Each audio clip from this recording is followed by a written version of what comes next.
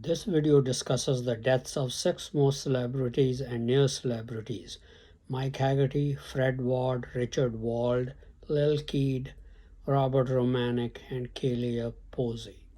Hello friends, this is Unmasked Truth with Harmanjeet Saini, where I provide unique analysis of world events based on the unmasked truth that after surrender, Germany continued World War II clandestinely and became a killing machine. I also provide true news that you will find nowhere else. At least six more US celebrities were executed for their own crimes or parents' crimes. Toddlers and Tiara star Kalia Posey died by suicide at the age of 16, according to a statement by her family issued on May 3, 2022. The family told TMZ, although she was an accomplished teenager with a bright future ahead of her, unfortunately, in one impetuous moment, she made the rash decision to end her earthly life. She won countless crowns and trophies after competing on the pageant circuit her entire life. Her highly acclaimed talent as a contortionist had already led to professional touring job offers, and she had recently been selected to be a cheerleader at her high school next fall. Kalia Posey did not die by suicide but was put to death for the crime of murder. Most of these murders were committed before 2000 or 2001, when the existence of German masqueraders was fully discovered. She was only 19. Therefore, the murder was not committed by Kalia Posey but by her parent or parents. Since she died young, means that a white child and possibly an adult of non German ancestry were murdered. And of course, since the parents committed the murder, they will pay for the crime themselves.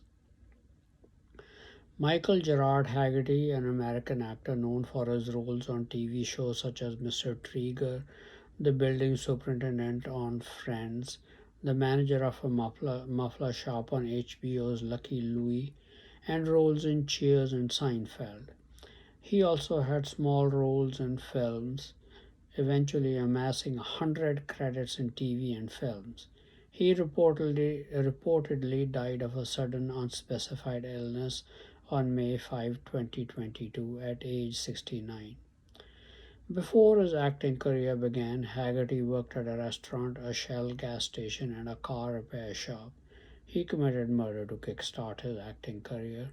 He did not die of a sudden illness, was put to death for his crime committed decades ago. Richard C. Wald, a former president at NBC News and a senior vice president at ABC News, died on May 13, 2022, after suffering a stroke. He worked behind the scenes with American TV news greats such as Tom Brokaw, Jane Pauley, Ted Koppel, and Rooney Arledge. He was 92. Wald was the main force behind the creation of the ABC News late night program Nightline. Before joining TV, Wald had a career in newspapers. Richard Wald did not die from the after effects of a stroke, but was put to death for the murder he committed decades ago to enhance his career in journalism. Robert Bob Romanek, former police chief, strip club owner, convicted felon, accused of ties to organized crime, and self described Grim Reaper of radio, died at his home on May 7, 2022. He was 72. According to his fiancée, he had been in hospice care.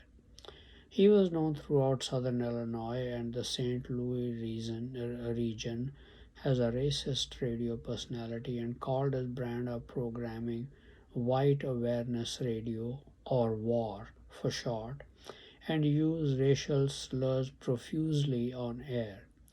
Complaints against him and owning radio licenses as a convicted felon, which is illegal, led to the revocation of the licenses.